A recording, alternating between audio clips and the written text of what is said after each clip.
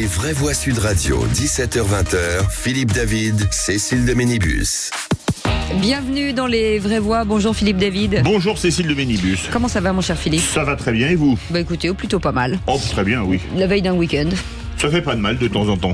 Et demain, le salon de l'agriculture. Et absolument. Bah oui, écoutez, comme ça. Et le tournoi Destination ce week-end sur Sud Radio, évidemment. Ouh, ça en fait des activités pour demain. Vous allez pouvoir manger tellement, Philippe David. Entre le foot et l'agriculture, ça va être un grand moment. Le tournoi Destination, c'est du rugby. Hein. Oui, pardon, excusez-moi. Je voulais dire le sport, pardon, excusez-moi. Bien entendu. En tout cas, la bienvenue, bienvenue à tous. 0826 300 300, le sommaire de cette émission. Et c'est l'Élysée qui rétropédale et qui admet une erreur après avoir évoqué l'invitation du soulèvement de la terre au début, organisée demain avec Emmanuel Macron au salon de l'agriculture. Mais le mal est fait. La FNSEA ne veut pas venir. L'exécutif n'a rien compris aux problématiques des agriculteurs, réagit le principal syndicat de la profession. Débat également boycotté par Michel-Édouard Leclerc qui dénonce un coup de communication pas à la hauteur de la situation, Philippe. Alors parlons vrai. Est-ce une gaffe majeure qu'avoir invité les soulèvements de la terre ou encore Riposte Alimentaire connue pour balancer de la soupe sur des œuvres d'art? Ce salon de l'agriculture risque-t-il de se transformer en chemin de Damas pour le chef de l'État? Est-ce qu'Emmanuel Macron n'a pas grillé ses dernières cartouches dans la crise agricole? Le coup de grâce étant donné en début d'après-midi par Michel-Édouard Leclerc. Et à cette question, est-ce le grand débat de trop sur l'agriculture? Vous dites oui à 93%. Vous voulez réagir? Le 0826 300 300. On en parlera avec Philippe Jougla qui est avec nous, un président de la FRSEA d'Occitanie. On vous souhaite la bienvenue en attendant. Tout de suite, le coup de projecteur des vraies voix, ce sera à 18h30. Après 2 ans de guerre en Ukraine, l'ancien président russe Medvedev estime que la prise de Kiev serait un objectif possible pour son pays, la capitale ukrainienne, où le président Zelensky évoque une situation extrêmement difficile sur fond de manque d'hommes et de munitions. Alors parlons vrai, est-ce que la Russie a déjà gagné la guerre? Pensez-vous que cette guerre va durer encore longtemps? Cela fera demain 2 ans qu'elle a commencé. Est-ce qu'on peut envisager une solution politique? Et à cette question, #Ukraine, une victoire totale russe est-elle redevenue une hypothèse envisageable? Vous dites oui à 95%. Vous voulez réagir? Le 0826 300 300. Et ce sera Vladimir Vederovski qui sera avec nous, ancien diplomate et conseiller de Gorbatchev. On vous souhaite la bienvenue, les vraies voix jusqu'à 19h. Les vraies voix Sud Radio. Et autour de cette table pour évoquer ces débats, Philippe Bilger, président de l'Institut de la Parole. Bonsoir mon cher Philippe. Bonsoir. Bonsoir. C'est le bonheur du vendredi. Bah, c'est bien le vendredi. Oh, c'est bien. Avec des animateurs exceptionnels, des chroniqueurs de haute volée, et même René Chiche. Ça va être à tricher. Ils arrivent à quelle heure les chroniqueurs de haute volée? Ils viennent quand? Bah, ils sont là. Tournez la tête, Cécile, tournez la tête. J'avais pas vu. Pardon, excusez-moi. Je suis désolée, je vous avais pas vu. Benoît Faut dire que c'est tellement flagrant que... C'est tellement dingue. Directeur de contribuables associés, j'allais dire assassiné. Mais c'est pas faux, c'est pas faux ce que je dis. René Chiche est avec nous, directeur des rédactions du groupe Entreprendre La Fond Presse. Comment ça va, Très René? bien, Cécile. Si vous trouvez que c'est trop long mon intitulé, vous pouvez dire René Chiche, génie. Comme ça, ça sera bien. On a déjà une certitude, son deuxième prénom n'est pas Modeste. Oui, mais généralement, pour qu'il sorte le génie, il faut le frotter. J'ai pas du tout envie. Vous allez dire génie, il faut bouillir. Et qu'est-ce qu'on dira vendredi prochain? Je sais pas. Oui, il a raison, un peu de modestie, parce que sinon après... Bas. Modestie. Commencez plus bas. Commencez bas. Restez comme vous êtes. Commencez bas. Allez, ce numéro de téléphone 0826 300 300. Guy qui nous appelle de Paris, qui sera avec nous dans un instant. En attendant, c'est Simon de Perpignan. Bonsoir Simon. Bonsoir Simon. Oh, oui, bonsoir, c'est de radio. Comment ça va Simon? Très bien, vous-même. Écoutez, on est ravis de vous accueillir, surtout Perpignan. Quel temps fait-il à Perpignan? Là, c'est un peu couvert pour une fois. Ah bon, d'accord, ok, ça démarre mal. On parle de quoi avec vous dans un instant? Je voulais parler de Madame von der Leyen, la défenstrice de la souveraineté européenne d'un pays virtuel, quoi, et qui est contre la souveraineté nationale des pays qui la composent. On en parle dans un instant, vous bougez pas, direction le répondeur avec vous. Oui, bonjour Sud Radio, Guy Paris. Je souhaite intervenir dans vos propos. Nous ne pourrons jamais avancer tant que toutes ces personnes au gouvernement ne seront pas unies. Est-ce qu'un chef d'entreprise a besoin d'avoir une couleur politique pour agir, pour faire ce qui est nécessaire et suffisant? Est-ce que les parents dans une famille sont obligés d'inscrire dans une couleur politique, d'avoir une direction politique pour pouvoir agir? Non. La nation, c'est une grande famille, donc ça nécessite bel et bien l'union de toutes ces personnes qui sont à la direction, à commencer par le président. Voilà, merci pour votre écoute. Vous y croyez à l'Union nationale? Merci. Non, je n'y crois pas, et pour une raison simple, c'est que c'est le rêve de tous les Français. À chaque élection, tous les présidents proposent l'unité nationale, mais par définition, la politique l'interdit. Moi, j'y crois pas non plus un quart de seconde. La beauté de la politique, c'est justement les débats. Et puis, on n'est pas tous d'accord. Et donc, par définition, on vote pour celui pour lequel on a l'impression qu'il va apporter les meilleures solutions au pays. Qui sont souvent des solutions tranchées. Autour de la table. Et pour avoir des solutions tranchées, il faut avoir, par définition, des gens qui ont du courage et qui pensent pas systématiquement la même chose. Mais là, je crois que l'auditeur parlait d'union au sein même du gouvernement actuel, si j'ai bien compris. Il y a deux interprétations. Non, il a dit le pays, c'est une grande famille. Voilà, exactement. Mais déjà, au sein de ce gouvernement, c'est là un peu le problème. Il y a déjà une sorte de cacophonie, ne serait-ce déjà qu'entre le président et le Premier ministre sur différents sujets. Donc ça commence très mal. Et ses ministres, entre le président là et Marc Fesneau tout à l'heure, on en parlera tout à l'heure, on est déjà dans cet écueil. Et avec nous, Simon de Perpignan, ce coup de gueule finalement sur Madame von der Leyen. Disons qu'il y a le 21 exactement, elle a fait une intervention en disant que de toute façon elle ne se voyait pas, comme elle a présenté sa candidature pour être de nouveau présidente. De la Commission européenne, exactement. De la Commission européenne, tout à fait. Dont on sait les difficultés. En 2019, quand elle est passée qu'à 9 fois sur 705 parlementaires européens. Et là, elle a annoncé que de toute façon, sa candidature et qu'elle ne souhaitait pas travailler avec des gens soutenant Vladimir Poutine. Bon, on sait très bien ce que ça sous-entend tout ça, pas forcément uniquement pour la France, mais la France était citée, et bon, on a l'impression de voir la conforme à notre président de la République. Voilà, elle décrète d'elle-même qu'il y a des gens qui ne sont pas fréquentables, c'est ça que vous voulez dire. Voilà. Donc, pour moi, si déjà on dénigre les propres personnes qui doivent voter pour soi et avec lesquelles on doit travailler, ça présente déjà une difficulté. Philippe Bilger, ça pose question avant les élections européennes de dire moi j'ai pas envie de travailler avec les gens qui pensent pas comme moi. Oui, bon, surtout même qui seront élus démocratiquement. Même si je ne suis pas fanatique de ceux qui soutiennent Poutine non plus. Mais ce qui me paraît important, c'est qu'elle est contestée, mais je suis persuadé que même si elle était battue, puisqu'elle veut se renouveler, si j'ose dire, il y aura toujours une contestation du président de la Commission européenne, tellement l'identité des peuples prend le dessus. René Chiche. Bon, qu'elle ne veuille pas travailler avec des gens qui sympathisent avec Vladimir Poutine, ça me paraît plutôt juste. Mais le débat allait plus loin que ça, je pense. Oui. C'était contre ceux, les populistes, etc. Vous savez, les propos habituels. Oui. Non, mais elle peut afficher ses convictions. Ensuite, de toute façon, tout dépendra de la majorité qui aura au Parlement européen. Donc elle a dit exactement, je ne travaillerai pas avec un parti que je n'estime pas. Voilà. Oui, exactement, c'est ça. Elle peut le dire. Mais elle peut aussi démissionner.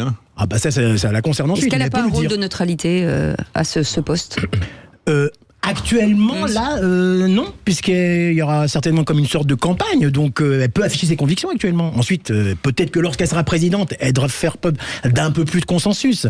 Mais en plus, dernière chose, c'est que c'est quand même aussi une présidente très contestée, parce que ne serait-ce que pour l'histoire des vaccins, pareil qu'elle aurait, d'après ce qu'on a appris, elle aurait dit... On attend les SMS avec le patron de Pfizer. Et aussi pour la fin du Proche-Orient. Je crois que c'est l'incarnation des hauts fonctionnaires européens devant lesquels tout le monde se prosterne, un peu comme le président de la BCE, qui sont élus effectivement pas directement par les peuples et qui se voient qui sont considérés par tout le monde comme des gens auxquels on n'a pas le droit de toucher, devant lesquels on doit se prosterner.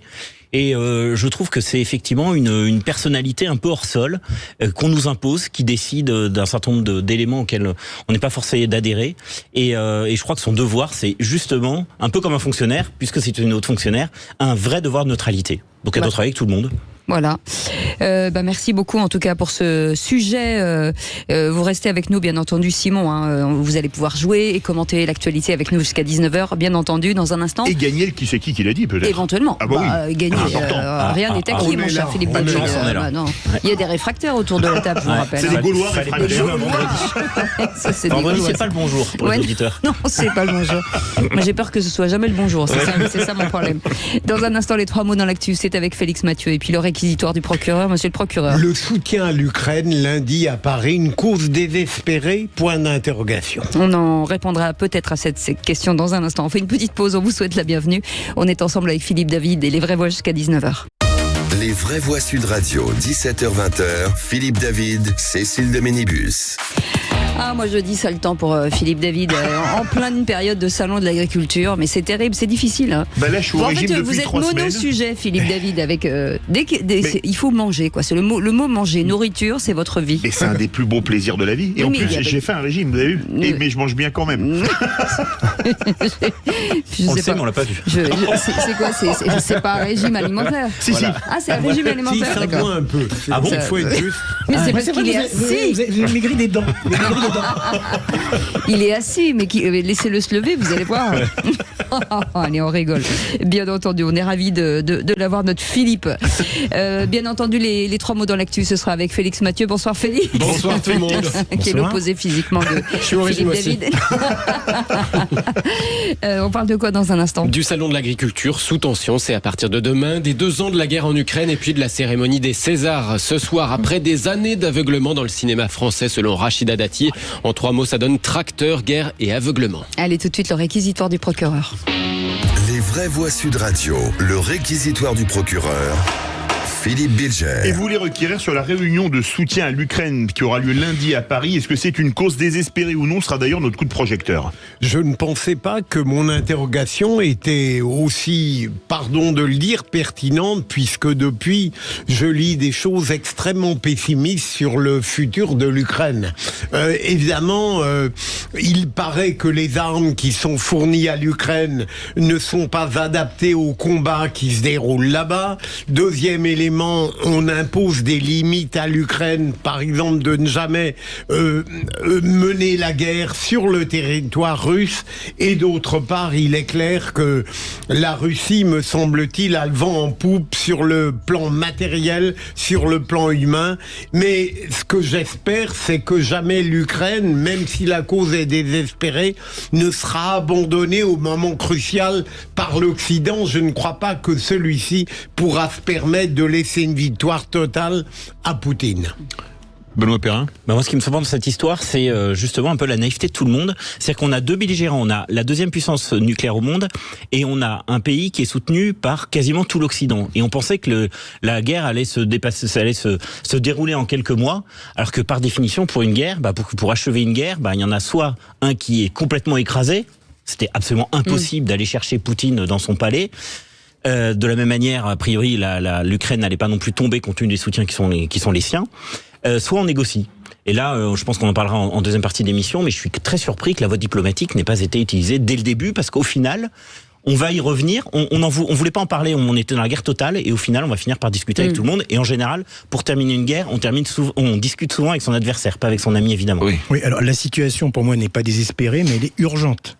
Parce que vu les victoires actuelles de la Russie par rapport à l'Ukraine, qui est malheureusement effectivement en manque de matériel pour l'instant. Tout est aussi bloqué, il ne faut pas l'oublier, à l'aide américaine qui n'a pas encore eu lieu. Elle est encore bloquée au Congrès. On ne sait pas ce qui va se passer avec l'élection américaine en novembre. Donc pour l'instant, la situation n'est pas espérée, mais bon, il faut absolument que l'aide, à mon avis, se renforce pour l'Ukraine. Je pense pas qu'on soit sur le point de négocier, vu les propos qui sont échangés actuellement entre Poutine et Biden. Parce que là, c'est la guerre des nerfs. Là. Exactement, je pense pas.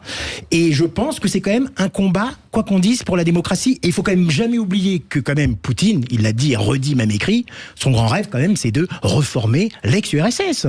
Il ne pense qu'à ça. Son but, quoi qu'il le dise, c'est quand même d'envahir et d'annexer totalement l'Ukraine. Et ensuite, ira-t-il plus loin? Donc il faut absolument, à mon avis, le soutenir, défendre l'Ukraine, même si effectivement ça nécessite des moyens et des fonds financiers importants de la part des Européens. Et des morts. Ah oui, mais bien sûr, mais dans toute guerre, malheureusement, il y a des morts. On a 500 000 morts, c'est beaucoup, je trouve. Merci beaucoup, monsieur le procureur. Allez, tout de suite, les 3 mots dans l'actu. Les vraies voix Sud Radio. Bonsoir Félix, 3 mots qui sont tracteur, guerre et aveuglement. La colère en tracteur se fait entendre dans les rues de Paris à la veille du salon de l'agriculture et d'un débat qui fait pchit. Ni la FNSEA ni Michel-Édouard Leclerc ne comptent venir discuter avec Emmanuel Macron.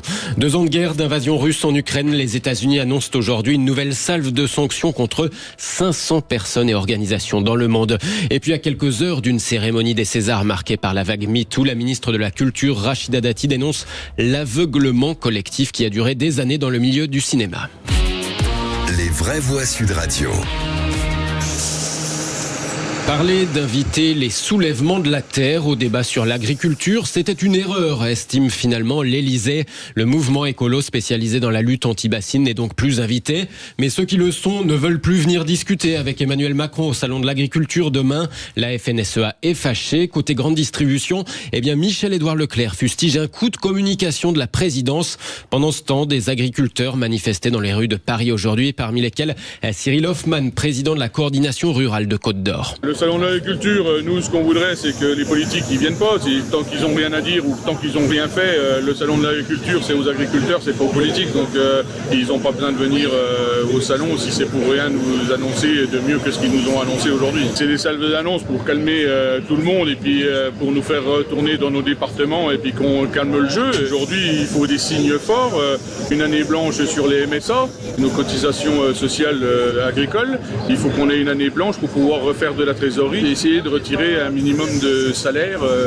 Même en faisant ça, c'est pas sûr que tout le monde va pouvoir se tirer un salaire. Cyril Hoffman de la coordination rurale au micro AFP de Fabien Dallot et Olivier Feunier. Cette colère agricole, on va en reparler évidemment tout au long de ces vraies voix avec notamment la FNSEA dans quelques instants pour le grand débat. Mais aussi à 18h10, ces jeunes agriculteurs qui ont bloqué les centres Leclerc un peu partout en France et notamment dans les Deux-Sèvres. Et le deuxième mot est guerre. Cela fera 2 ans demain que la Russie a lancé son offensive en Ukraine. Et à cette occasion, les États-Unis dévoilent leur plus grande salve de sanctions depuis le début de la guerre. 500 personnes et organisations visées dans le monde, soit pour avoir alimenté la machine de guerre russe en continuant à commercer, soit pour avoir aidé la Russie à contourner les sanctions. Sont visées des entreprises de 26 pays, des personnes de 11 nationalités différentes, chinoises ou allemandes notamment, mais aussi 3 responsables russes pour leur implication supposée dans la mort de l'opposant Alexei Navalny. 2 ans de guerre, 2 ans de résistance ukrainienne. L'usure et la lassitude se font ressentir pour les habitants de Kiev comme Olga. C'est très douloureux pour nous que la guerre perdure.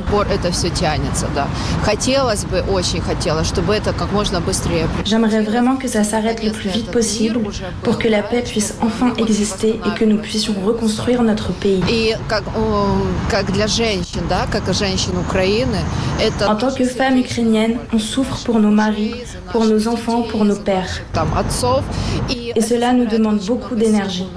Olga, une habitante de la capitale ukrainienne, Kiev, au micro de l'agence France Presse. Aujourd'hui, à Brest, devant des étudiants, l'ancien président de la République, François Hollande, a estimé que la France devait en faire plus pour aider l'Ukraine. La France où l'on apprend aujourd'hui que l'affaire des étoiles de David, taguée en Île-de-France il y a quelques mois, était orchestrée par la Russie, selon une source proche du dossier qui confirme cette info du journal Le Monde à l'agence France Presse. Opération de déstabilisation pilotée par le FSB, les services de sécurité russes, selon cette source. 3e mot, aveuglement. Mot employé par la ministre de la Culture Rachida Dati avant la 49e cérémonie des Césars. Le cinéma français va-t-il crever l'abcès? Les regards se tournent ce soir vers l'Olympia. Beaucoup attendent des mots de Judith Godrèche, devenue la figure de proue du MeToo français. Après sa plainte contre les réalisateurs Benoît Jacquot et Jacques Doyon pour des violences sexuelles. À quelques heures de la cérémonie, la ministre de la Culture, Rachida Dati, dénonce de son côté un aveuglement collectif qui a duré des années dans le milieu du cinéma français, propos tenus dans la revue Le Film français. Alors sur le plan purement cinématographique, évidemment, L'Anatomie d'une chute de Justine Triet cumule 11 nominations. Tu m'as dit que t'avais entendu tes parents, maman, t'es sortie de la maison, c'est ça? En fait, j'entendais pas vraiment les mots, j'avais que des bouts de voix, mais ça faisait... oui, mais non, si t'avais pas les mots, du coup, tu peux pas savoir si c'était une dispute ou pas. Enfin, je sais ce que j'ai entendu. L'enquête sur cette histoire d'un couple qui se termine très mal. 11 nominations, dont le meilleur film, après avoir déjà raflé la Palme d'Or à Cannes et 2 Golden Globes outre-Atlantique, parmi beaucoup de distinctions à travers le monde pour ce film Anatomie d'une chute. Vous la sentez comment cette cérémonie des Césars? Je la regarderai avec encore plus d'intérêt que d'habitude, mais j'espère qu'on parlera un peu de cinéma. Je suis pas persuadé que le terme aveuglement de Rachid soit le bon, mais c'est pas le moment d'en parler. Le cinéphile René Chiche. Alors, ça va être une soirée un peu spéciale, à la fois festive, parce qu'il paraît qu'il prépare une soirée un peu plus... drôle que d'habitude, mais aussi ça risque d'être la soirée du grand déballage peut-être. On va voir avec Judith Godrèche, mais moi je l'attends avec impatience aussi cette soirée quand même. Benoît Perrin. Moi, je l'attends pas spécialement avec impatience parce que cette soirée, je suis pas sûr que ça intéresse grand monde. Il y a quand même, je pense, un vrai décalage entre justement les films qui sont présentés et il est surtout comment vous dire. Ce qui me frappe dans cette représentation, c'est que c'est toujours les mêmes artistes qui hurlent sur le pouvoir en place qui pourtant leur déverse des millions à longueur de temps. Et je trouve qu'ils ont vraiment pas la reconnaissance du ventre, et je trouve que c'est la moindre des éducations d'être un peu aimable avec les gens qui vous financent. On peut juste saluer que les Français sont retournés dans les salles de cinéma, une augmentation de 20%, et ça c'est plutôt pas mal. Et il y a de bons films, mine de rien. Oui. Et surtout des films comiques, enfin. Si je peux introduire un peu de légèreté dans un univers extrêmement grave avec 2 chroniqueurs de haute volée. Le mot introduire pour le César, je trouve ça intéressant. Bravo. Voilà, merci beaucoup en tout cas Félix Mathieu. Dans un instant, le grand débat voulu par Emmanuel Macron sur le monde agricole ce samedi se voit chamboulé après que la FNSEA a refusé d'y participer, Philippe. Alors parlons vrai, est-ce une gaffe majeure d'avoir invité les soulèvements de la terre qui ont notamment fait 47 blessés chez les gendarmes et saccagé des exploitations agricoles, on pense à Sainte-Soline, ou Riposte Alimentaire, connu pour balancer de la soupe sur des œuvres d'art. Est-ce que ce salon de l'agriculture risque de se transformer en chemin de Damas pour le chef de l'État? Est-ce qu'Emmanuel Macron n'a pas grillé ses dernières cartouches dans la crise agricole, le coup de grâce étant donné par Michel-Édouard Leclerc? Et à cette question, #agriculture, est-ce le grand débat de trop? Vous dites oui à 94%, vous voulez réagir, le 0826 300 300. Et notre invité Philippe Jougla, qui est avec nous, président de la FNSEA d'Occitanie. Bonsoir, merci d'être avec nous. Bonsoir. Est-ce que nous sommes dans l'incompréhension finalement des enjeux ou l'incompétence venue du gouvernement? À minimum, l'incompréhension. L'incompétence, j'en sais rien, je juge pas les politiques. Juste, vous avez parlé du chemin de Damas. C'est le chemin de l'illumination. Espérons qu'à l'issue du salon, il aura vu la vérité et trouvé des solutions. J'avais pas pensé à l'interprétation biblique. Allez, on en parle dans un instant. Vos réactions au 0826 300 300. À tout de suite. Le vendredi, c'est la fin de la semaine. Voilà, c'est important, il faut que vous le sachiez. Sauf pour Jean-Marie moi, je fais des vraies annonces. Attends, moi, je fais des vraies annonces. Je suis désolée, c'est des choses attendues avec Philippe Bilger autour de cette table, Benoît Perrin, directeur de Contribuables Associés, et René Chiche, directeur des rédactions du groupe Entreprendre Lafon Presse, appelé vulgairement le génie, comme on dit. Merci. Avec Philippe David, on est ensemble jusqu'à 19h. Allez tout de suite. Autocité. C'est pour ça que j'ai mis vulgairement appelé. Voilà, après vous en faites ce que vous voulez. Vous lui donnez trop le moral avant le jeu. J'ai une pêche. Allez tout de suite, le grand débat du jour.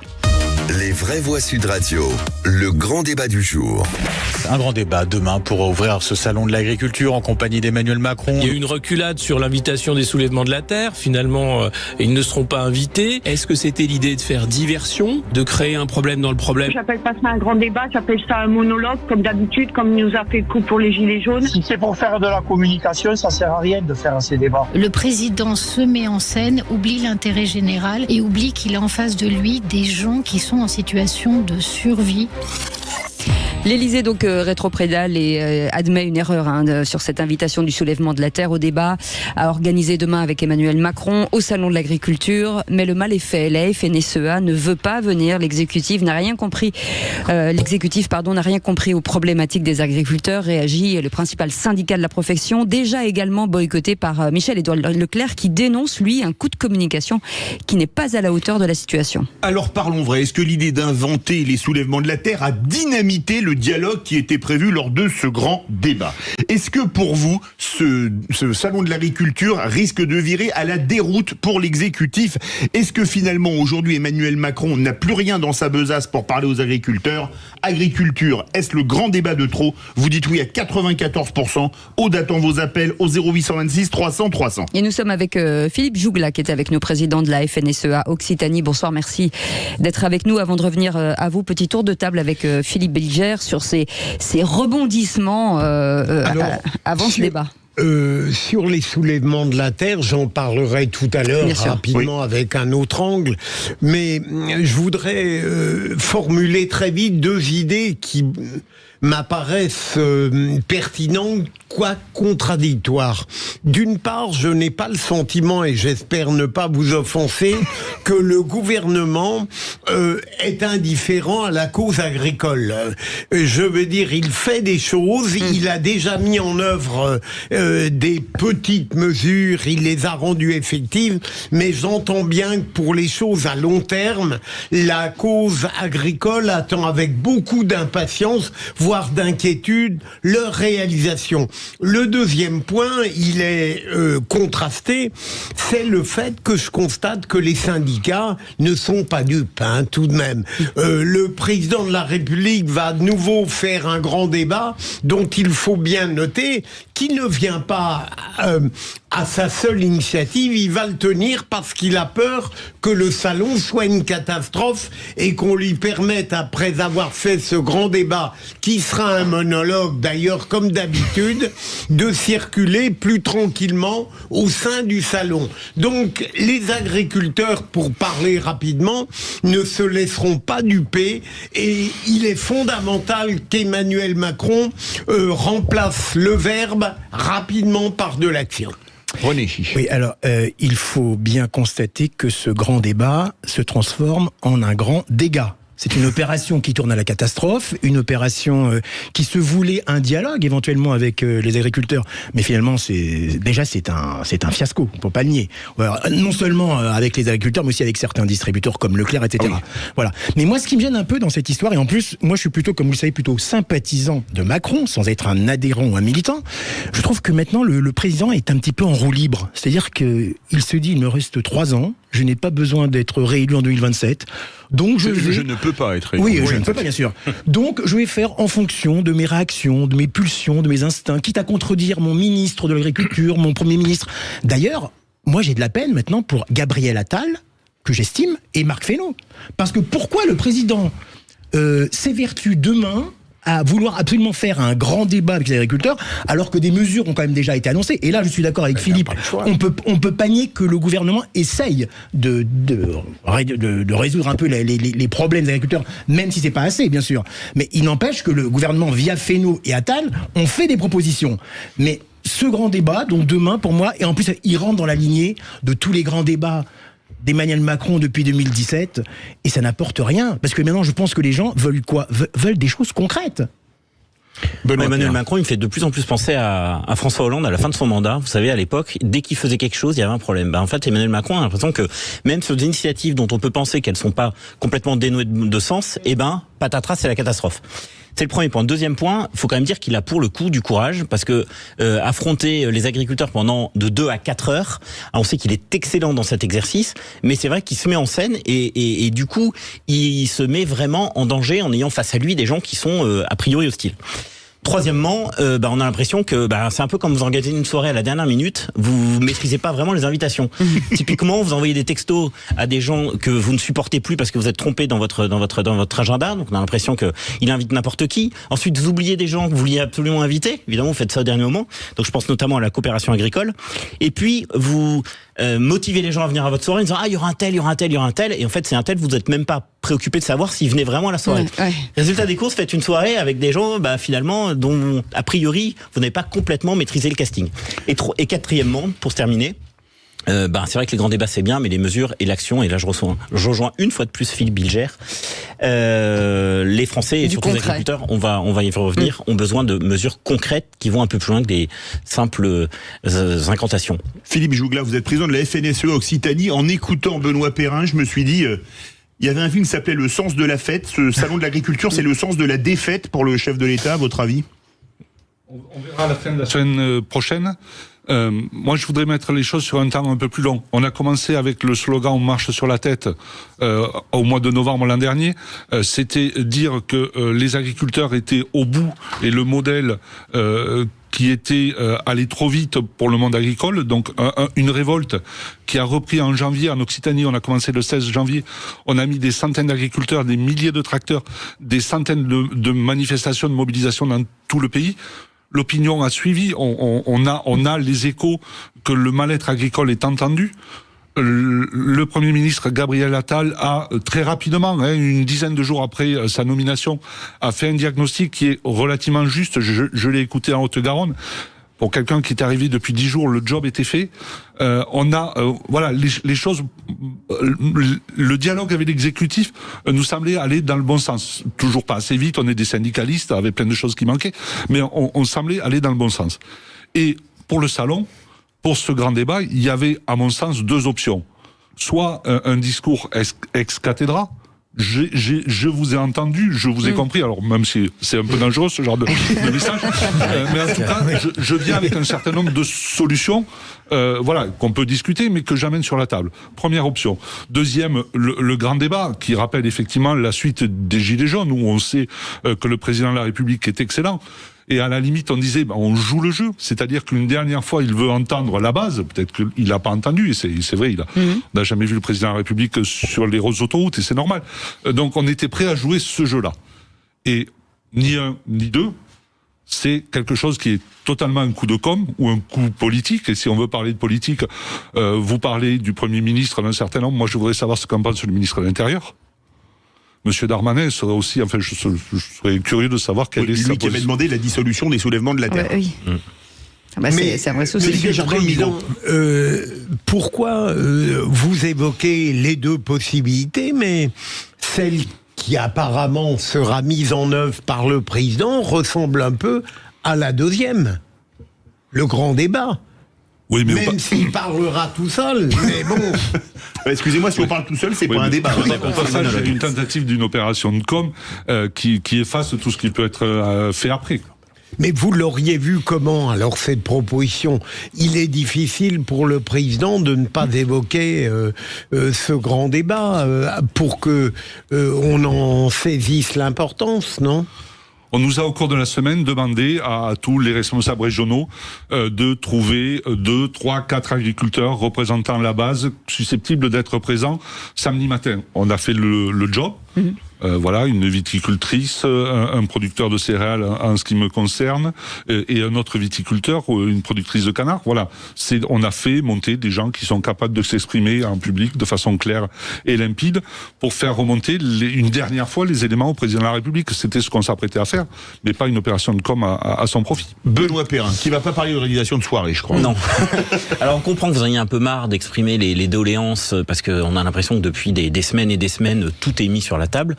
Donc je comprends que vous soyez un peu embêté de devoir répéter une nouvelle fois devant le président de la République les problèmes qui se posent. En revanche, la question que j'ai pour vous, c'est qu'est-ce que vous voulez demander de plus que les mesures qui ont déjà été accordées aux agriculteurs? Autrement dit, en quoi vous êtes insatisfait des mesures? Alors, il y a des éléments conjoncturels et des éléments structurels. Ouais. Les éléments conjoncturels, il manque quelques points en matière de trésorerie.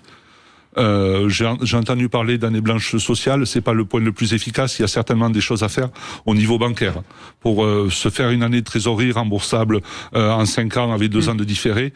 Voilà, c'est des choses qui ont déjà été faites. Il y a des agriculteurs qui ont besoin de ça. Moi, j'ai des céréaliers dans ma région qui ont besoin de ça. Il y a des viticulteurs qui sont extrêmement endettés, sur lesquels il faut rallonger d'1 an les tableaux d'amortissement. Voilà, c'est des mesures techniques de trésorerie. C'est ce qui manque sur le conjoncturel. Sur le structurel, ce qu'on a dit, c'est que le logiciel n'était pas bon. On pense que le Premier ministre a entendu.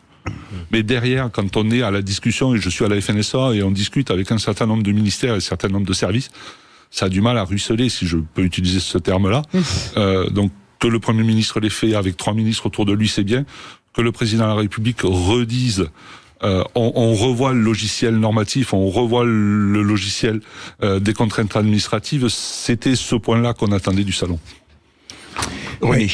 Est-ce que vous attendez éventuellement du président de la République demain qu'il prenne des décisions concrètes et un petit peu répressives sur les centrales d'achat et les distributeurs? Parce que là, je crois que c'est l'un des gros problèmes qui concerne les agriculteurs. Alors c'est des choses qui sont engagées à ma connaissance depuis le 1er février de la conférence de presse, donc avec derrière le Premier ministre, le ministre de l'économie et des finances, donc un certain nombre effectivement de contrôles qui ont eu lieu. Faut en tirer les conséquences. Oui, c'est des choses qui avancent, toujours pas assez vite. Et si j'ai un point à relever là-dessus, c'est que les agriculteurs, quand on est contrôlé, on est en deçà de 5% d'erreurs de contrôle positif. Quand Bruno Le Maire fait un tour chez les centrales et la grande distribution, il est à plus d'1 tiers de non-conformité. Voilà, c'est les paysans sur qui on met la pression et ils sont à 95% propres. Et la grande distribution, une fois sur 3, vous achetez autre chose que ce qu'on vous vend. Qu'est-ce qui pourrait arrêter tout de suite cette grogne et remettre les choses à plat? C'est quoi? C'est une année blanche aujourd'hui? Parce que ce qui finalement le plus urgent, c'est de pouvoir se payer et que les agriculteurs puissent vivre de leur travail, au moins pour cette année.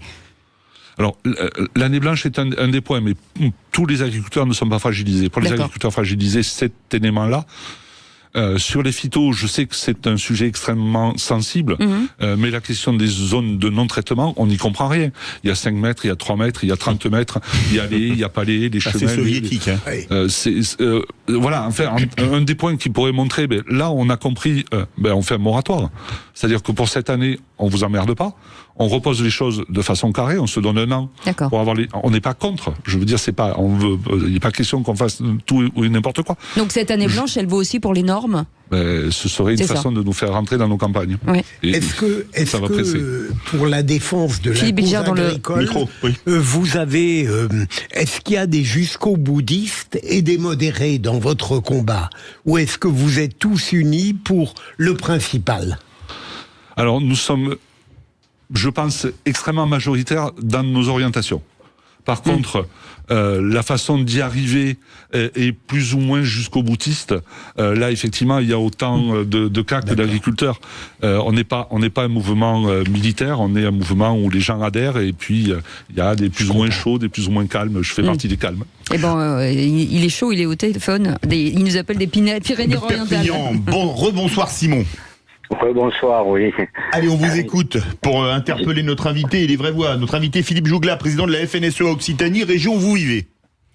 Voilà, moi simplement j'ai une chose à dire, une fois de plus, je vois l'œuvre de Machiavel, les gilets jaunes, on a essayé les grands blabla, et ensuite on les a surtout essayé de les accuser de tous les maux de la terre pour les décrédibiliser.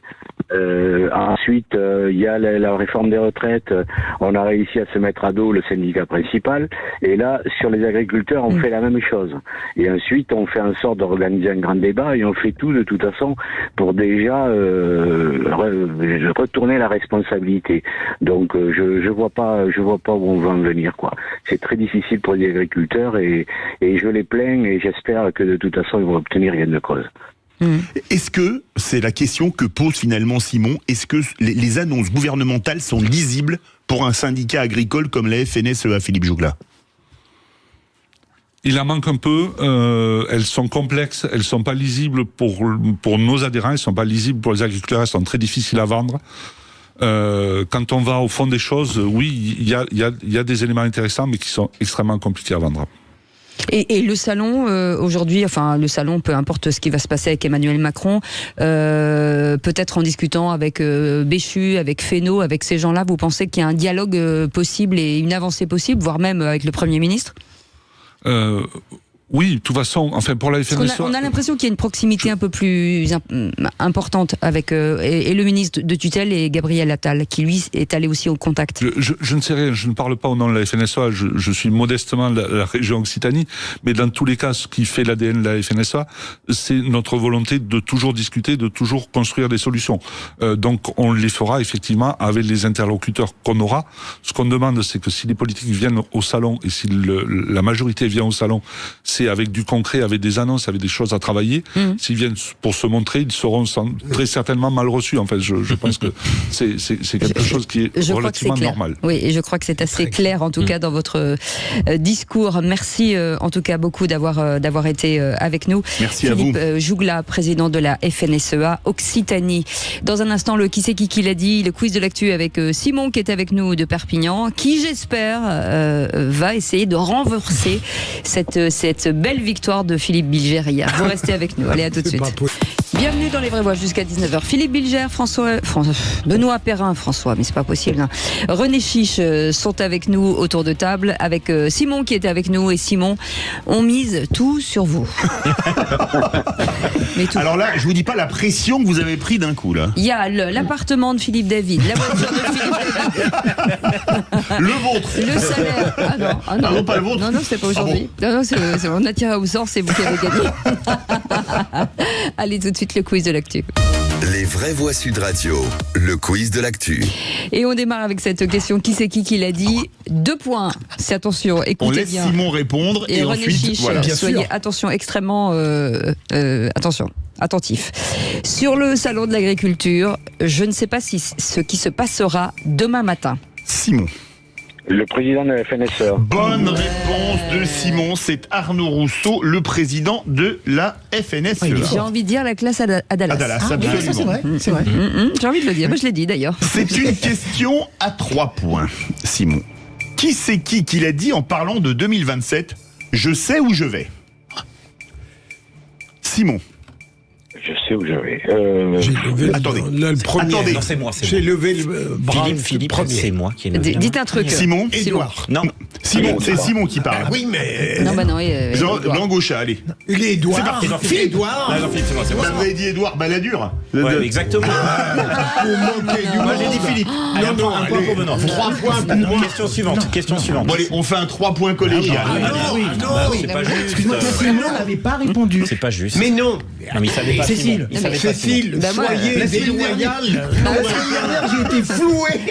Mais il ne savait pas. Allez, bon allez, on va mettre 3 points en 3. Si, monsieur. Non, 3 points pour moi. Monsieur, je vous demande de vous arrêter. Ce qui est bien, c'est que Philippe Bilger a commencé en disant moi j'ai gagné 4 fois, je m'en fous de cette Oui, c'est ça. En plus, il a gagné que 3. 3 points ex aequo. 3 Merci points Philippe. pour moi, monsieur l'arbitre. Allez, on y va. Et ça a été procureur, ça. Simon, écoute, c'est très bonne cette vanne. Écoutez bien cette question. Sur la procédure d'expulsion de l'imam Majoubi, le contradictoire n'a pas été respecté. Qui a dit ça? Simon.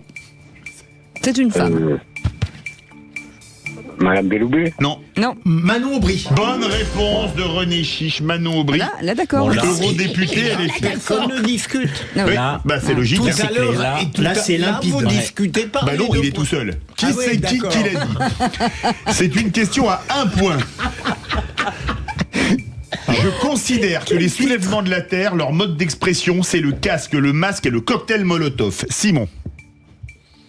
Ça, je l'ai entendu. Ministre. Darmanin. Fesneau. Bonne réponse, Marc Fesneau. Bravo. René Chiche a été un poil plus rapide. Oui, ça c'est clair, il l'a dit. On va lui laisser le point. Tiens, Là, il y a. Là, il n'y a pas de débordement, tout va bien. c'est parfait. À vous, Cécile. Question, qui c'est qui l'a dit? À 2 points sur l'immigration. Une partie de la classe politique ne veut pas recourir au référendum de peur que le peuple vote mal. Simon. Ça pourrait être Retailleau. Bonne réponse de Philippe Bilger. J'ai dit ça pourrait être. Oui, mais Simon n'a pas répondu. Là, je vous donne les 2 points, Philippe Bilger. J'en ai plus 3. Je peux éveiller une petite chose? Non, vous pouvez pas. Parce que je on n'a pas le remarque temps. que Cécile a regardé avec dans l'œil Retailleau à chaque fois. Ah oui, quand c'est Retailleau, Marlex ou Ciotti, elle regarde Philippe Bilger. 2 plus 3. Non mais non, c'est 2, là c'est non, excusez-moi, pardon. S'il y a 3 choix, Retailleau, Ciotti et Marlex, comment voulez-vous qu'ils sachent l'un des 3? Voilà, c'est ça, c'est tout. Donc, allez, Simon, question. Alors là, ça sort complètement de la politique, mais il y a la question dans la réponse et j'ai trouvé amusante. Qui c'est qui l'a dit? Dans le rap, maintenant, toutes les écoles sont possibles. Avant, il y avait une dictature solarienne. Maintenant, chacun peut arriver avec son identité. MC Solar. Bonne réponse de Simon. Bravo. Oh, vous êtes mon idole, Simon. C'est l'as de trèfle typique, votre cœur. Qui c'est qui l'a dit? 3 points, attention. Il n'est pas acceptable que le gouvernement, pour répondre à la colère des agriculteurs, dise qu'on va abaisser les normes environnementales. Ce n'est absolument pas le bon chemin. Simon. C'est une LV, ça. Non, c'est une LFI. Non, c'est encore plus loin. LFI, le panneau. Non. Autain. Bonne réponse, Clémentine Autain, 3 points pour René Chiche. Allez, dernière qui question. c'est qui l'a dit? La dernière, c'est à 3 points. Ça va aller. Qui c'est qui l'a dit? Nous combattons les soulèvements de la terre sur le plan idéologique et nous dénonçons leur méthode d'intervention. C'est un ministre. Simon. Marc Fesneau, peut-être. Non. On pourrait dire Darmanin. Non. Il s'occupe de l'Europe. L'Europe. Jean-Christophe Barrot. Non. Jean-Noël Barrot. Bonne réponse de René Chiche. Mauvais. Non. Bah oui, c'est pas Mauvaise réponse. Il a dit, mais Jacques Barrot est mort. Vous voyez, pour l'instant. Mais non, il n'a pas dit Jacques Barrot, il a dit Jean-Christophe. Moi, j'ai entendu Jacques Barrot. Non. Son père. Philippe Bilger, quand je vois votre comportement, j'ai envie de vous envoyer derrière les barreaux. Vous voyez ce que je veux dire? Excellent. Bon, allez les amis, qui a gagné? René Chiche. Même en lui retirant les 3 points que je lui ai mis ex aequo avec Philippe Bilger, il gagne quand même. Alors le problème est réglé. Quand je suis là, il gagne 9. pas, Philippe. Il gagne. Oui, C'est ça, qu'on enlève les 6. Il en reste 9. Non, j'en ai que 3. Allez, les amis, on remercie Simon. Merci beaucoup Simon d'avoir en tout cas tenté. Vous étiez, c'était très sympa d'être avec vous aujourd'hui. Et j'allais dire bon retour à Perpignan, mais ça tombe bien, vous y êtes déjà. Donc c'est très bien.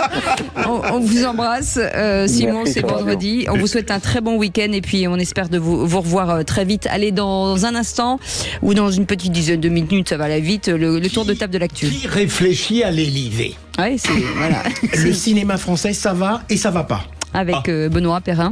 Monsieur le maire, pour faire des économies, osez examiner la sphère sociale. Allez, on en parle dans un instant, soyez les bienvenus. On est ensemble jusqu'à 19h. Les vraies voix Sud Radio, 17h-20h, Philippe David, Cécile de Ménibus. Et dire qu'on nous avait proposé à Philippe David et moi-même d'être sur une plage en maillot à siroter des mojitos, donc vraiment, ou des jus de fruits, des choses comme ça, et qu'on a préféré rester à l'antenne. Ah mais sans hésiter, avec les vraies voix, c'est tellement addictif. Ouais, mais je comprends, parce qu'il y a Philippe Bilger, parce qu'il y a René Chiche. Bon, René Chiche, on serait parti quand même. Moi j'aime bien. Il y a et qui aime bien, Perrin. châtie bien. Absolument. On vous aime beaucoup quand vous êtes chez vous. Mesdames et messieurs, bonsoir. Bonsoir. Au revoir. Voilà, en tout cas, on est ravis de vous accueillir. Dans un instant, vous avez la parole. On part où? On va partir dans les Deux-Sèvres, où, comme dans beaucoup d'autres départements, des jeunes agriculteurs se sont rendus dans des supermarchés Leclerc aujourd'hui. Et c'est toujours intéressant de regarder les infos dont personne ne parle alors qu'elles sont essentielles. Mercredi, dans la plus totale discrétion, l'Union européenne a prolongé l'exonération totale de droits de douane pour les produits agricoles ukrainiens rentrant dans l'Union européenne. Des produits ukrainiens qui font une concurrence déloyale à nos agriculteurs, puisqu'ils sont produits selon des normes qui n'ont rien de comparable à celles qui sont imposées à nos agriculteurs. Pourtant, on leur soutient mordicus et pas minibus, qu'on va les protéger contre le dumping social, environnemental et sanitaire, en particulier en refusant de signer l'accord avec le Mercosur. Mais à quoi bon ne pas signer avec le Mercosur si le dumping social, environnemental et sanitaire vient d'Ukraine plutôt que du Brésil? Un dumping qui rend un prix, si on en croit Yann Nedelec, directeur de l'interprofession de la volaille de chair, pour qui, je cite, à Rungis, le kilo de filet de poulet français s'achète 7 €, le kilo de filet de poulet ukrainien environ 3 €. On comprend le courroux de nos agriculteurs. Serge Lama chantait « Je suis cocu mais content ». Nos agriculteurs, contrairement à lui, sont cocus mais pas contents. On attend avec impatience les explications du chef de l'État demain au Salon de l'Agriculture. Philippe Bilger. Vous avez raison, vous êtes anti-ukrainien sur ce plan et pro-ukrainien pour le reste. Mais je me demande parfois si vous n'aimez pas ces sujets parce que ça vous permet de montrer votre prononciation éblouissante du Mercosur. Mercosur. C'est vrai. Mercosur en portugais. Ouais. Qu'est-ce que vous en pensez, Benoît Perrin? C'est un peu l'exemple du libre-échange. C'est vrai qu'on est tous pour la libre concurrence, sauf qu'il faut qu'elle soit à peu près égale. Et là, ce dont on s'aperçoit, c'est qu'il y a plein de produits qui sont importés en France, ce que vous avez très bien dit, Philippe, avec des exigences qu'on impose à nos agriculteurs et qui, du coup, c'est une vraie concurrence déloyale. Alors justement, concernant le Mercosur, comme vous avez dit, Philippe... Si, seigneur. Non, justement, demain, lors du grand débat, j'espère que des agriculteurs vont poser des questions concrètes au président sur ce sujet précis. Comment pouvez-vous très bonne, bravo. Comment pouvez-vous tenir un discours en France, un autre discours à l'international? Donc ça sera justement l'occasion de voir s'il va pouvoir répondre avec des choses concrètes. Allez, en parlant de choses concrètes avec vous, Félix Mathieu, vous avez la parole. Et on part dans les Deux-Sèvres où des jeunes agriculteurs se sont rendus dans plusieurs supermarchés Leclerc aujourd'hui pour dénoncer la guerre des prix, voire, effectivement, on y revient, la concurrence des produits importés sur du moins-disant social et environnemental. Bonsoir Quentin Osmond. Oui, bonsoir. Merci d'être avec nous dans Les Vraies Voix sur Sud Radio. Vous êtes secrétaire général adjoint des jeunes agriculteurs dans les Deux-Sèvres. Vous avez bloqué notamment un Leclerc de Niort aujourd'hui, après avoir procédé à des contrôles d'origine des produits hier. Vous leur reprochez quoi finalement à Leclerc ?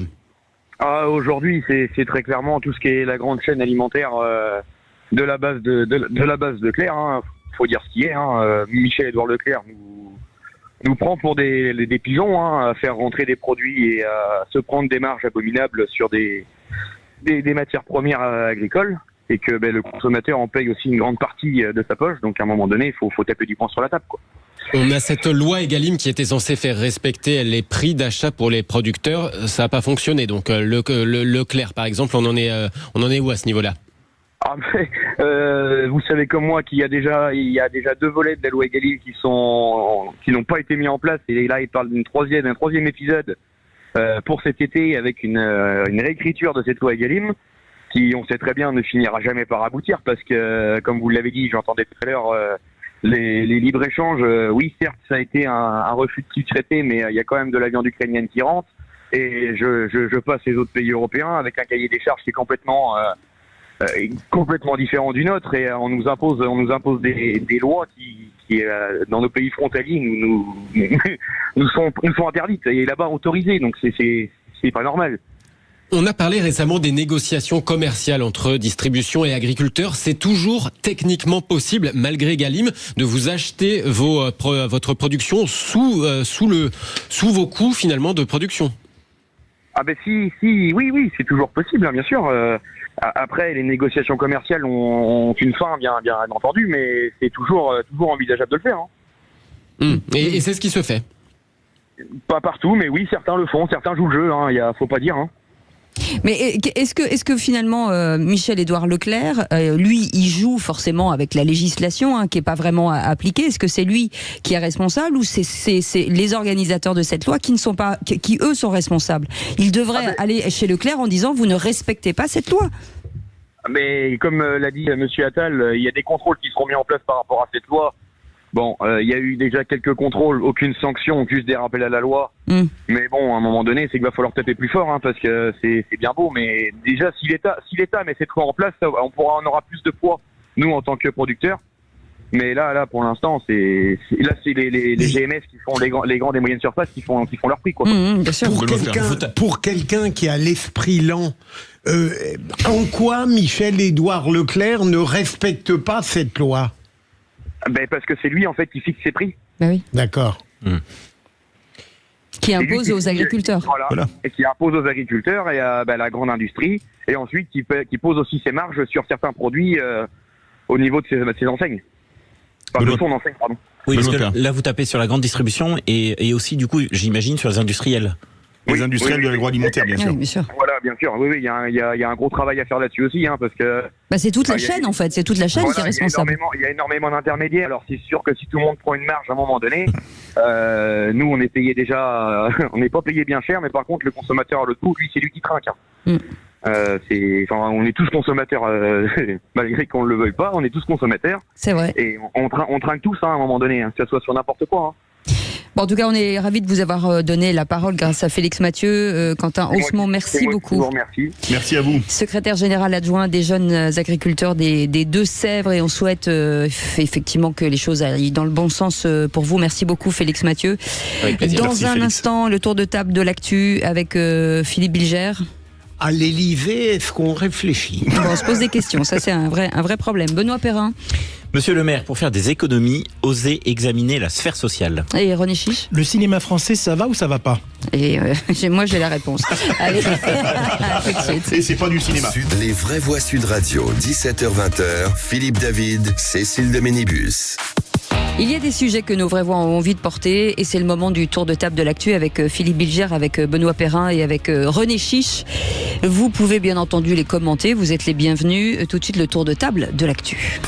T'as regardé les actualités régionales? Tour à tour, Finot. On pourrait faire des choses. On discute jamais business à table. Je crois qu'on avait le tour du sujet. Il me demande mon avis sur l'actualité, et je lui donne. Le tour de table de l'actualité. Et Philippe Bilger, vous posez cette question: qui réfléchit à l'Élysée? D'ailleurs, le président de la République vient de tweeter. Oui. Écoutez ça. Je le lis, vous le lisez comme vous voulez.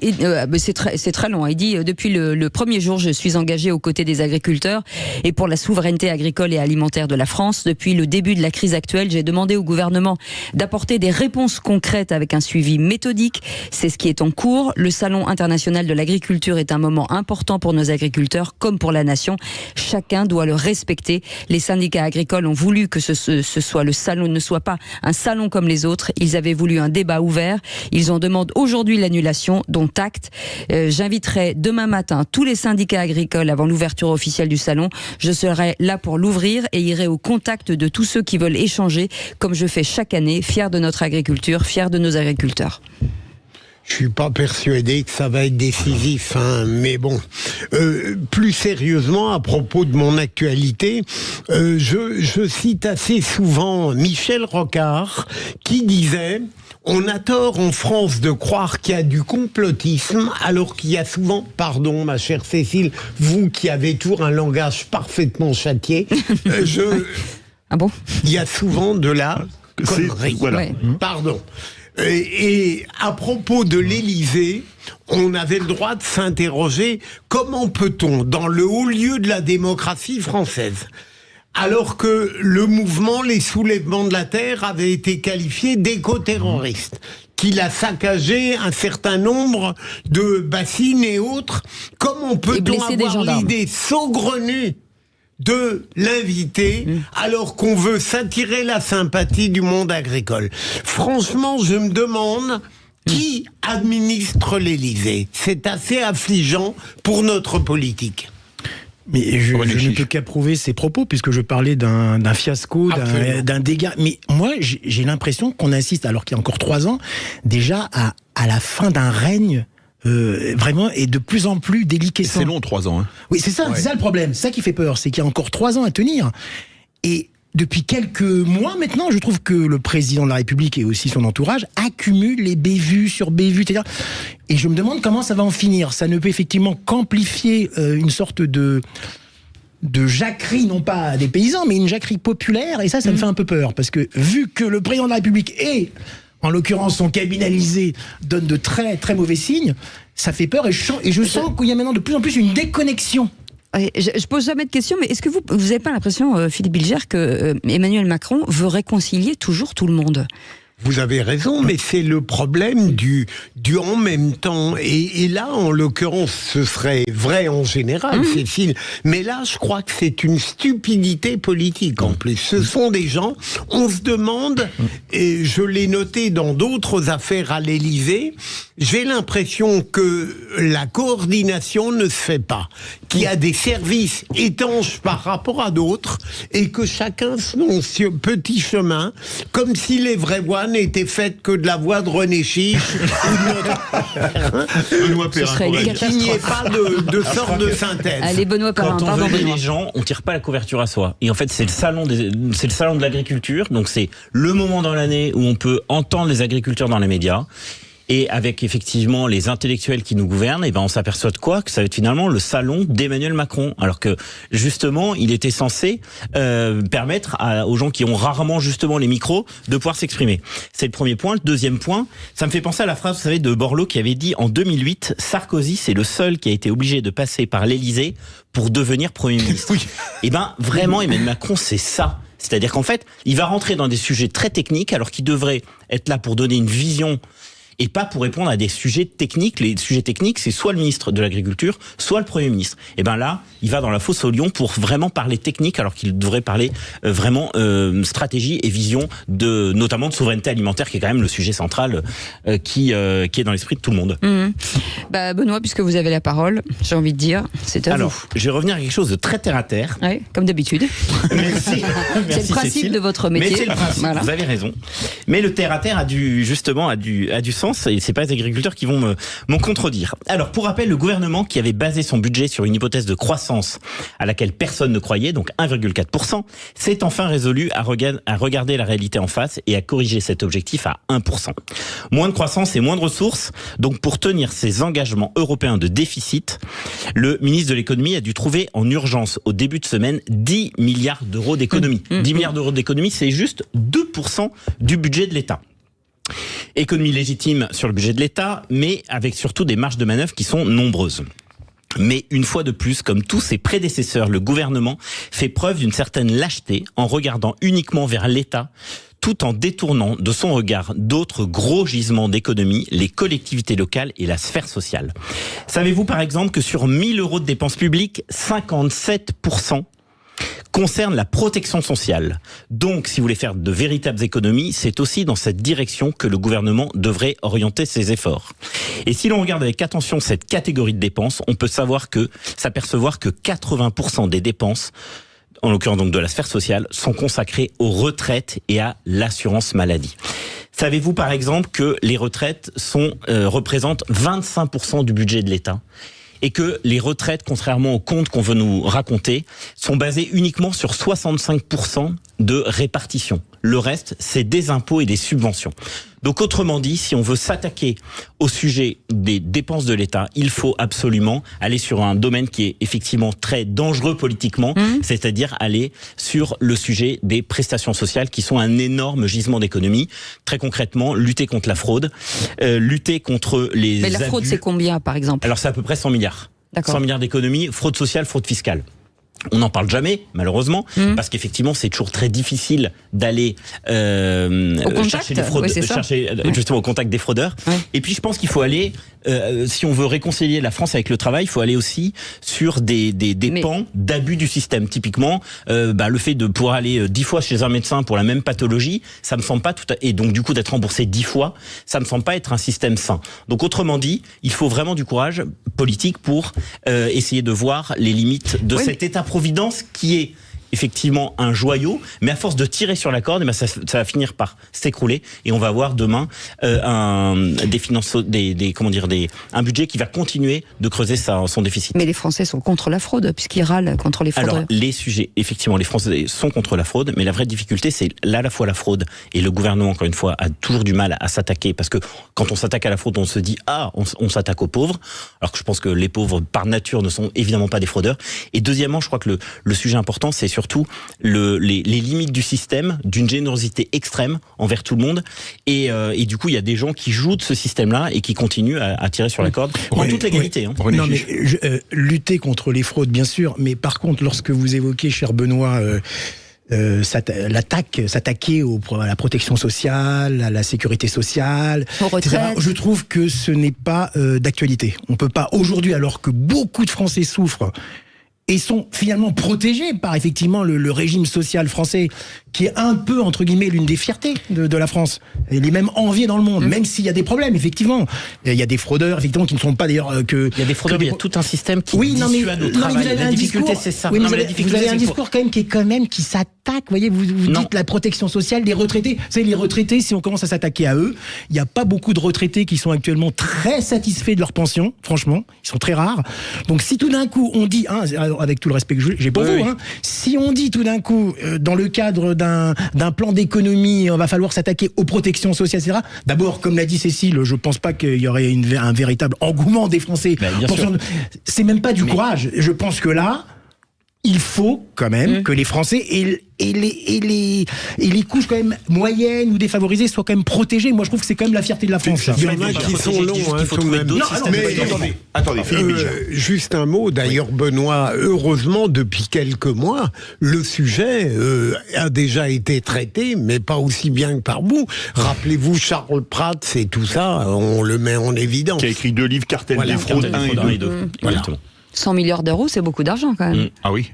C'est énormément d'argent. Ça nous aiderait bien. C'est 2,5 fois de budget de la défense, alors c'est vraiment beaucoup d'argent. Je vais réfléchir à ce sujet, je vais voir si je peux pas trouver une possibilité.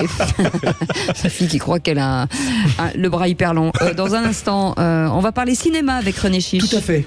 On va parler cinéma. Avec César oblige, on va parler cinéma du bon côté et cinéma du mauvais côté. Ah ben écoutez, on a hâte. On fait une petite pause et on revient dans un instant. Les vraies voix jusqu'à 19h.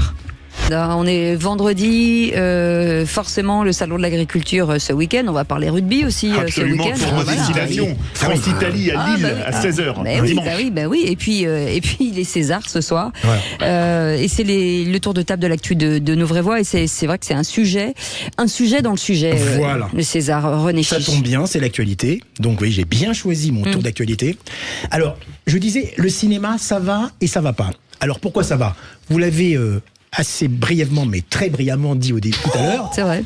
Effectivement, il y a près de 20% d'augmentation en 2023. Vous ne disiez pas la même chose pour le qui c'est qui l'a dit. Je peux terminer, monsieur Philippe David. Vous ne l'encensiez pas pendant le qui c'est qui l'a dit. Non.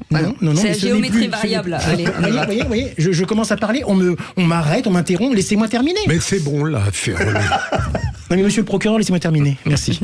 Donc, effectivement, à peu près 20% d'augmentation, une embellie extraordinaire pour les entrées, beaucoup de films français qui sont d'ailleurs à l'origine de cette réussite d'entrée en salle, des films comme Astérix, comme Tirailleurs d'Omar Sy, des films et aussi des films qui sont ce soir d'ailleurs nominés au César. C'est ça qui est bien, parce que souvent, comme on le disait tout à l'heure, des fois, il y a pas une adéquation entre les goûts du public et les goûts de la profession. Et là, par exemple, Anatomie d'une chute, mais aussi Le règne animal, ont été de grands succès en salle.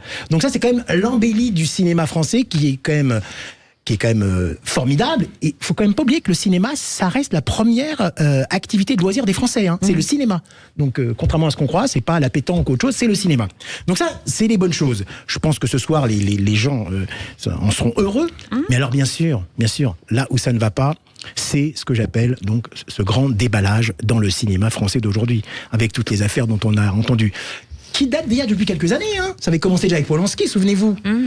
Ensuite, il y a eu l'affaire Enel, avec le réalisateur Christophe Ruggia, qui a été mis en examen. Adèle Haenel qui en a remis une couche, là, non pas sur Christophe Ruggia, mais sur Bruno Dumont, qui vient de sortir un film qui s'appelle L'Empire. Elle a accusé le film d'être raciste et que le réalisateur était raciste. Bon, elle n'arrête pas. Et puis, bien sûr, il y a aussi maintenant l'affaire Godrèche, avec Jacot, Doyon, à laquelle se sont jointes, à juste titre ou pas, ça je ne sais pas, Anna Mouglalis et Isil de Besco. Et tout ça donne quand même une image quand même assez glauque du cinéma français. Et en plus, ça a démontré toute cette histoire qu'il y avait un véritable conflit de génération maintenant dans le cinéma français. Il y a une véritable scission. Qu'est-ce qui vous dérange finalement que les Césars deviennent un étendard, c'est ça ? Alors déjà, c'est ce climat dans cette famille du cinéma qui s'expose vraiment maintenant à tout va, publiquement, des noms d'oiseaux. Ce soir, il y a Judith Godrèche qui va, paraît-il, faire un discours. On verra ce qu'elle dira, mais bon, pourquoi choisir finalement cette soirée des Césars pour faire un discours, alors qu'on l'a quand même beaucoup entendu dans les médias ? Et aussi, je terminerai là-dessus, je ne veux pas être trop long, c'est depuis l'affaire Depardieu, il y a aussi donc ce conflit de génération, puisque il y avait une tribune qui a été signée par les gens en faveur, entre guillemets, de Depardieu, et la plupart des signataires étaient des gens d'un certain âge, entre guillemets. Il y avait Fanny Ardant, Nathalie Baye, de Pierre Richard, etc. Et même l'affaire Godrèche a encore montré cette scission générationnelle, puisque la grande actrice que j'adore, Annie Dupéré, vous avez vu, elle a dit non, c'est pas si grave que ça. Et ça a provoqué un tel tollé qu'elle a dû s'excuser et même, je crois, démissionner d'une association. Donc ce soir, la grande famille du cinéma, comme on dit, que je connais un peu, va être plus que brisée. Et je trouve que pour le grand public, ça donne en plus une image un peu noire. Maintenant, si les gens vont en salle, c'est bien sûr l'essentiel. Philippe Bilger, le cinéma américain avec l'affaire Epstein, c'était un peu pareil. Je ne comprends pas pourquoi nous avez conseillé Tirailleurs. Si on a envie de tirer ici, ça nous regarde. Non, je ne le conseillais pas, Philippe. Je disais que c'était l'un des grands succès de 2023. Il a fait une blague, vous l'avez pas compris. Tire ailleurs. Parfois, je suis trop vif. Pardon. Tire ailleurs ou pousse ici. Et le comble, c'est qu'ils se vantent. Le génie René Chiche. J'étais dans ma réflexion qui était brillante. Mais sinon, votre réflexion sur les Césars, elle est un peu négative. Parce que ça va être une soirée passionnante, j'en suis persuadé. Et sur les cinémas, et sur les polémiques qui vont naître avec Judith Godrèche. Ça va être formidable. Moi qui adore les orages, je vais être gâté. Ça devient un peu... je ne dis pas que ça... Non, ne reprenez, vous avez déjà été trop long. Ça va pas être passionnant. Je vous dis que ça va donner une image quand même d'une famille un peu brisée, où il y aura plein de gens du cinéma qui ne seront pas là. Moi, je suis d'accord avec vous, René, c'est pas le moment en fait. Voilà, exactement. C'est ce que je voulais dire. Exactement. Voilà. C'est pas ce soir qu'il faut dire ça. On règle ses comptes. Vous savez, c'est ce que ça me rappelle. Je termine. S'il y a un moment, un endroit où il faut le dire, non, excusez-moi. Vous savez que quand j'étais au Festival de Cannes, il y a eu quand elle a reçu la Palme d'Or, Justine Triet, elle a fait son discours anti-Macron. C'était pas le moment de faire ça. Le monde entier l'a regardé. Mais on le fait quand alors? Non, écoutez, Judith Godrèche, elle a l'occasion de le faire dans plein de médias. Mais pour les Césars, c'est le jour ou jamais. Non, parce que les Césars, c'est une fête, c'est une cérémonie, on remet des prix. Excusez-moi, par exemple, lorsqu'à l'école, on remet des prix, je ne verrai pas d'un bon oeil qu'une mère de famille ou un père de famille vienne dire ce que je veux dire. Non, c'est là. Essayons, ça n'empêche pas qu'on ne doit pas. Mais tous les Césars, c'était comme ça. Non, on n'a plus le temps. Pas comme ce soir. On n'a plus le temps. On n'a plus le temps, mais il a parlé trop longtemps, franchement. Il m'avait bloqué avec votre. Mais non, franchement, mais pour une fois, c'était pas mal. C'était pas mal. Merci, Cécile. Merci, Cécile. On en parlera. Il a été trop long. Il a fait son cinéma. Il a fait son cinéma. Voilà, monsieur cinéma. Merci René Chiche. Allez, dans un instant, on va revenir sur cette guerre Russie-Ukraine, alors que le conflit dans sa 3e année, la population ukrainienne est au bord de l'épuisement, Philippe. Alors parlons vrai. Est-ce que la Russie a déjà gagné la guerre? Est-ce que vous pensez que cette guerre va durer encore longtemps? Est-ce qu'on peut envisager une solution politique? Et à cette question sur Twitter, une victoire russe totale est-elle envisageable? Eh bien, pour le moment, vous dites oui à 94%. On en parle avec Vladimir Fedorovski, qui est avec nous, ancien diplomate russe. Bonsoir, merci d'être avec nous. Est-ce que finalement, Medvedev... Surtout écrivain russe-ukrainien. Oui, mais c'est parce que je le dirai après. En Europe, avec Napoléon qui face à la Russie qui sort la semaine prochaine. Absolument, mais je l'aurais dit tout à l'heure. Vous bougez pas, on revient dans un instant. À tout de suite. Les vraies voix Sud Radio, 17h-20h, Philippe David, Cécile de Ménibus. Retour des vraies voix avec Philippe Bilger, René Chiche et Benoît Perrin. C'est l'heure du coup de projecteur des vraies voix. Les vraies voix Sud Radio, le coup de projecteur des vraies voix. Kiev a fait état mardi de dizaines d'attaques russes dans l'est et le sud de l'Ukraine. La Russie met à profit le retard de l'aide occidentale. Nous avons un gros problème, parce que nous manquons d'hommes. Les gens ont perdu l'enthousiasme qu'ils avaient au début de la guerre. Les forces armées ukrainiennes sont dans un état extrêmement critique. Après les lourdes pertes, elles n'ont plus la force d'atteindre un tournant stratégique. Et donc, après 2 ans de guerre en Ukraine, l'ancien président russe, Medvedev, estime que la prise de Kiev serait un objectif possible pour son pays.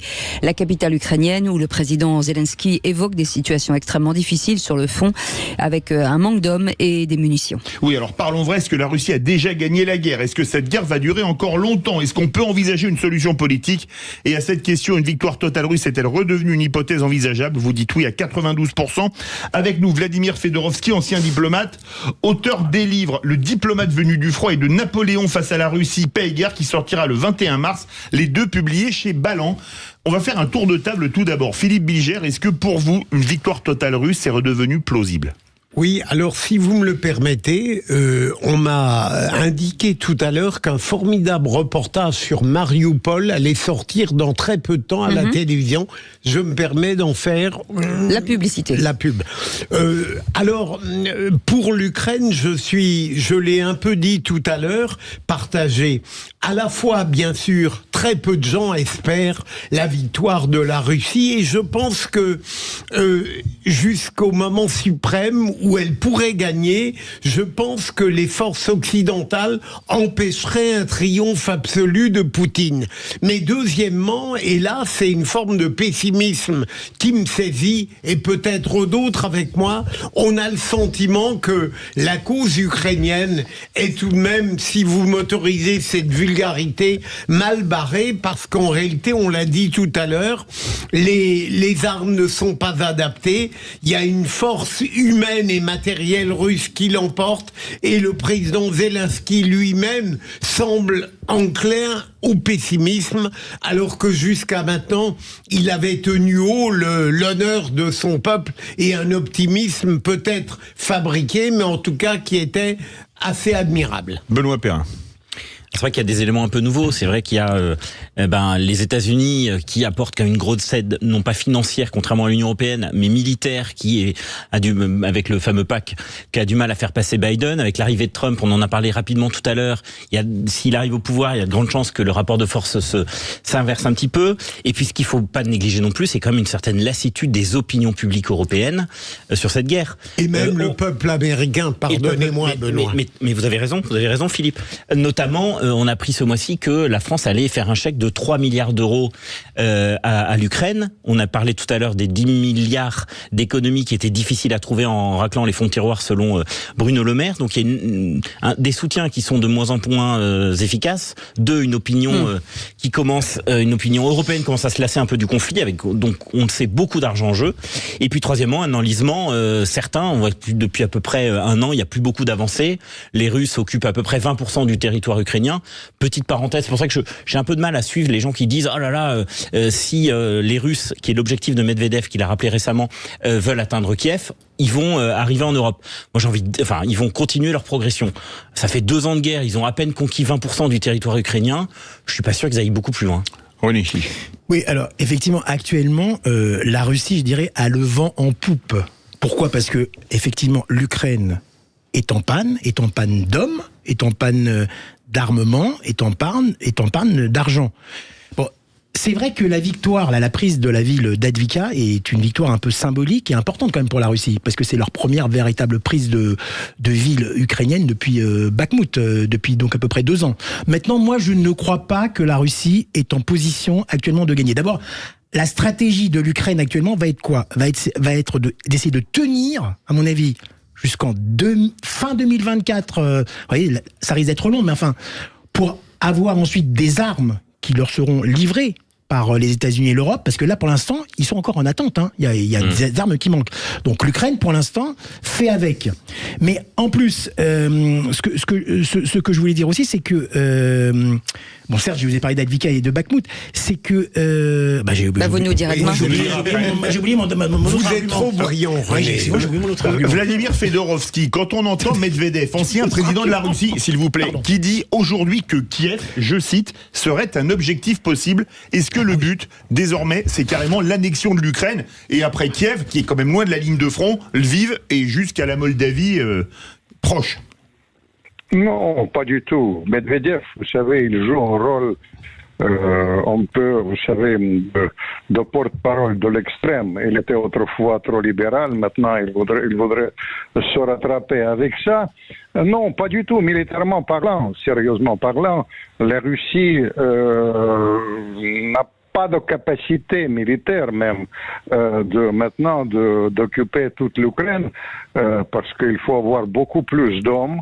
Ils ont mobilisé, c'est vrai qu'il y a maintenant, vous savez, il y a beaucoup de volontaires là-bas qui payent, etc. Et du côté d'hommes, ils ont une grande réserve. Il y a au moins 200 000 hommes qui sont prêts à aller à l'offensive, mais il se retient, mais je ne pense pas, franchement, militairement, qu'ils vont aller au-delà de ça, le temps est là, et puis, banalement, il y a 15 fois plus de budget militaire aux États-Unis. Mais Vladimir Fedorovski, est-ce qu'il teste pas un peu l'Occident quand il envoie ses missives vers les États-Unis ou vers l'Europe ? Non, je pense qu'il provient parfois l'Occident. La situation est très dangereuse. Vous avez eu raison d'en parler. La seule nuance que vous avez dit qu'il n'y a pas de victoire si significative, la plus grande victoire russe, c'était évidemment l'échec total de l'offensive. L'Occident a donné toutes les armes possibles et imaginables, 120 milliards de dollars donnés pour l'offensive, et c'était un échec. Mais après cet échec, il faut dire que les Russes, maintenant, ils ont une stratégie agir étape par étape. Et il ne faut pas penser que... Mais l'Occident, il sera devant le choix difficile. Soit il accepte l'avancée russe, soit il doit aller au charbon. Vous comprenez? C'est-à-dire, nous vivons maintenant le danger Si l'Occident intervient comme ça, s'il envoie les armes les plus sophistiquées, notamment les avions, les Russes ils vont réagir et ça peut être un dérapage pire que jamais. Vladimir, les vraies voix veulent vous poser des questions. Benoît Perrin. Monsieur Fedorovski, est-ce que vous pensez que si on part du principe que l'Ukraine devient officiellement, je dirais, un État neutre et n'entrera jamais dans l'OTAN, est-ce que vous pensez que c'est un argument qui fera arrêter la guerre du côté de Vladimir Poutine? Immédiatement. Moi, je suis ukrainien et vous savez, donc pour moi, c'est une énorme tragédie. J'ai jamais compris pourquoi l'Ukraine neutre ne peut pas exister. J'ai toujours pensé qu'on a tellement mal joué avant qu'on est arrivé à cette situation dangereuse. J'ai lu ce matin que de la part de Jean-François Colosimo, il disait on devrait permettre à l'Ukraine de porter la guerre en Russie. Qu'est-ce que vous en pensez ? J'ai remarqué que les philosophes et lui, les spécialistes d'orthodoxie, ils sont les plus va-t-en-guerre. Moi, je considère tout le contraire, qu'il faut bien réfléchir.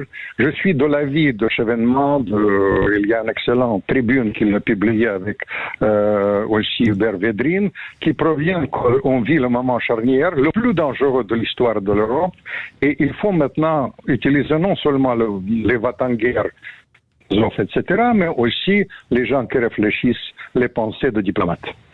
René. Oui, monsieur Fedorovski, est-ce que vous pensez, comme je le pense, que Vladimir Poutine a toujours en lui ce rêve de reformer une sorte d'ex-URSS et que l'Ukraine est la première étape de sa stratégie?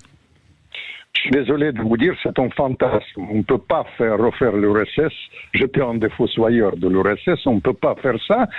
Son hantise, et c'est vrai, vous avez raison, il a une sorte d'hantise presque d'homme providentiel. Il veut défendre à tout prix la sécurité de la Russie et il agit à sa manière. D'ailleurs, je ne partage pas sa manière. Benoît Perrin. Est-ce que vous avez le sentiment? Ouais, non, je voulais juste demander dans quel état est l'armée russe aujourd'hui, parce qu'il y a assez peu d'informations qui arrivent chez nous. On connaît des choses sur l'Ukraine, mais la Russie c'est assez opaque. Dans quel état est cette armée? Pas du tout. Vous comprenez, vous rigolez, vous lisez. Lisez, vous savez, lisez le Sénat américain, ils ont tous les rapports sur l'État russe.